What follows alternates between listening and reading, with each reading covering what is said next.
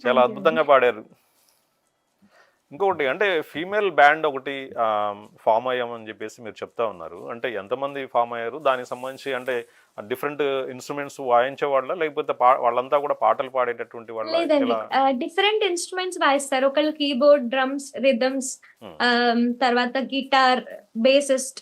So, ఇలాగా different different instruments. Um, నేను సింగర్‌ని అందులో. ఉమ్, నేను స్టార్ట్ చేయడం జరిగింది. And different states of India అండి. అంటే లైక్ అందరం గూడా కలిసి మేము ఇది ఫార్మ్ చేయడం జరిగింది. ఉహు.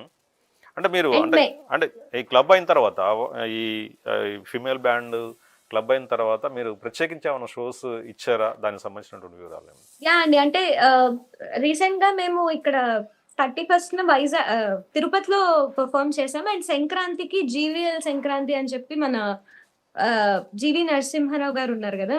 ఎంపీ. ఆయన ఆ, ఆధ్వర్యంలో ఇక్కడ వైజాగ్‌లో ఆయన చేశారు షో. అందులో గూడా మేము పాడడం జరిగింది బ్యాండ్. ఉహు, అండ్ ఆల్సో కొన్ని ప్రైవేట్ షోస్ గూడా చేసాము. Like across like Hyderabad, Bengaluru ఇలాగా. ఉమ్.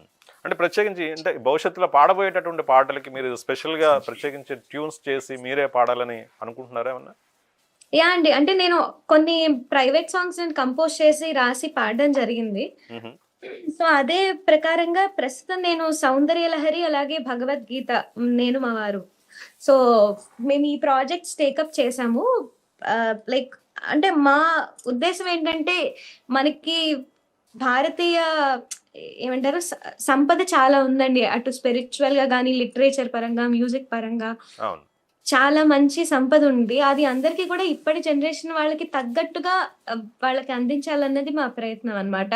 ఉహు, సో, మేము ఏఐ సహాయంతో ఆహ్, వీడియోస్ గూడా మాకొక టీమ్ ఉందన్నమాట. సో, వాళ్ళ ద్వారా మేము వీడియోస్ గూడా పోస్ట్ చేస్తూ ఈ 'సౌందర్యలహరి భగవద్గీత' ప్రాజెక్ట్ టేకప్ చేస్తున్నాము. యా. సో, అది గూడా త్వరలో యూట్యూబ్ ద్వారా ప్రజల ముందుకొస్తుంది.